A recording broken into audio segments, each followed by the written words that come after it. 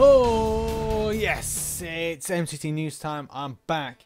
Take a little bit of time to chill, get my content back in order, and now we're doing some videos on a Marvel Contest of Champions.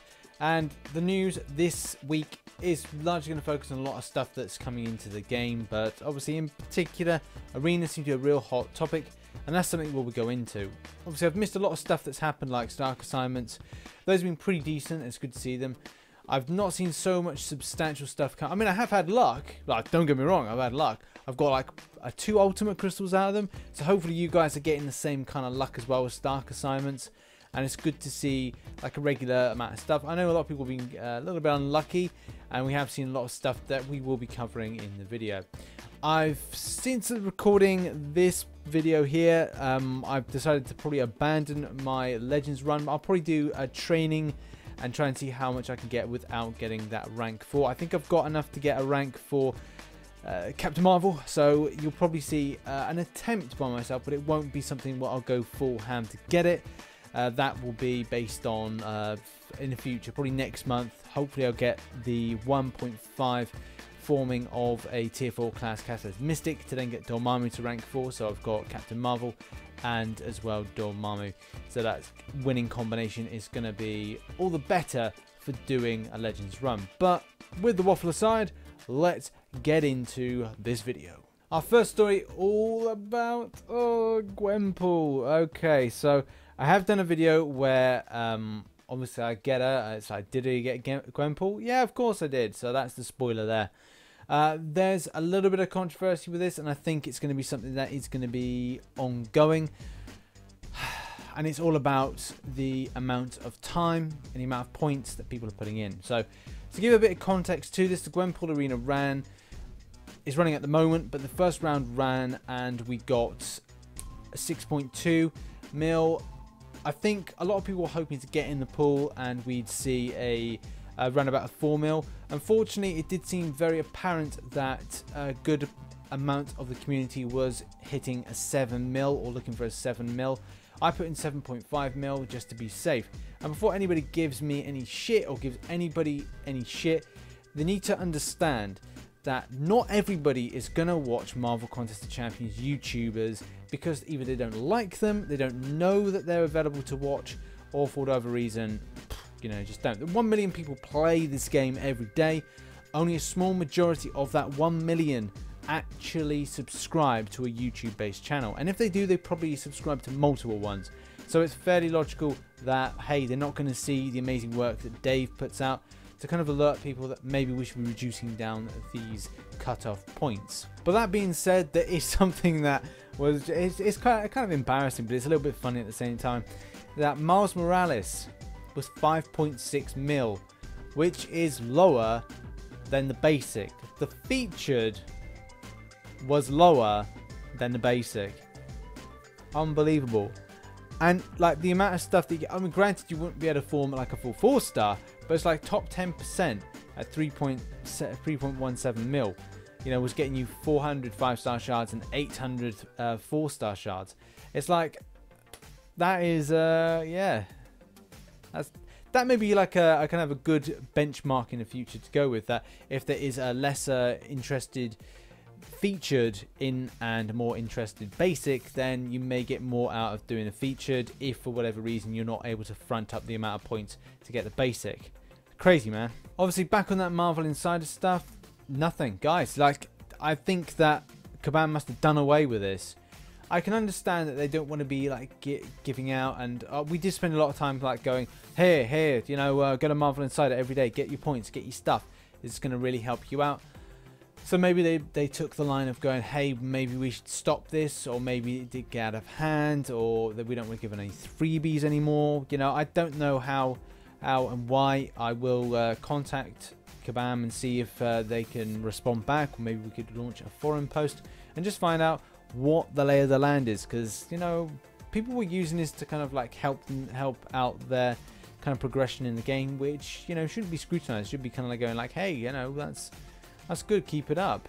I don't know why they did it, but still, We'll keep you posted. Hopefully, if it does come back, we'll let you know to kind of grind in again. But nothing for Spider-Man, which is sad. On the Marvel Contest of Champions Twitter, it has been teased for Vulture coming into the game, which is great because it's nice to see I'd say, exciting character. We had, I'd say, a structure, a well-rounded construction structure for Vulture in shape or form of Archangel, those wingspans, and I'm finding that he's a formidable opponent, but at the same time, I'm not sure how he's going to be. Obviously, he's a weak character, but at the same time, the L2 is a little bit nasty, so it's like one thing to kind of watch out for. I'm quite looking forward to getting into my Heroic and Master, which will be tomorrow, and give a good hard thump to this guy with the pretty dope ass wings. And obviously remember, keep it locked onto the Twitter of Marvel Contest of Champions, as well as my own, because I'll be retweeting and they'll be tweeting out when the Stark assignments are on, so you get to know when they're on.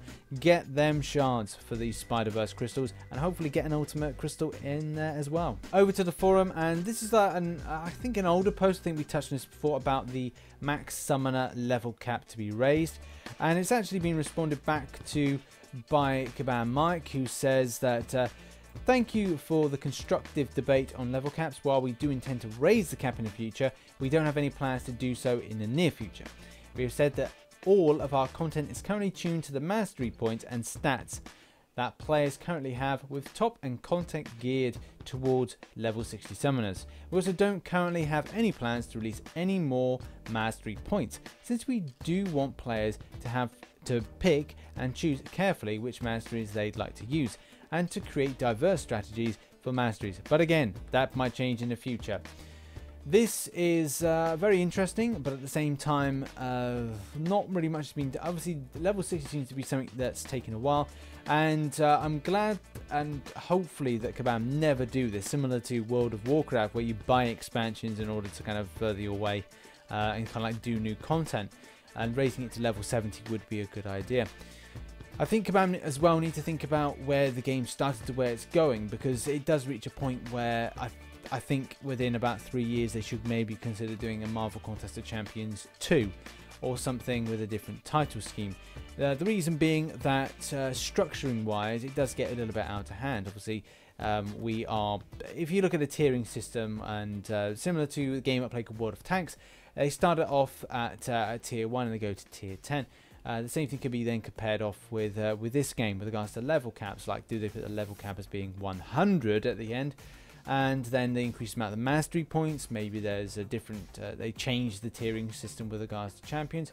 Whatever they're planning to do in the future, I think it may be an idea just to really assess the extent of things like more mastery points that you'll need, because it won't be a case of theirs that you would go right in 10 levels I get 10 mastery points. No, you're going to need a lot more, because the content is then geared harder. The same way that games like World of Warcraft are kind of set up that you need more points in order to get better stuff. I remember when I was a warrior, I needed to kind of increase the amount to get an improved like thunderclap and things like that with that class. So it's like they need to think more broadly about what they're doing and really put something dead solid in for the future, because otherwise it can be a bit messy going forward for the next 3 years. And our final story is all about the Friendly Neighborhood Summoner title. Yeah, okay, people are getting it multiple times.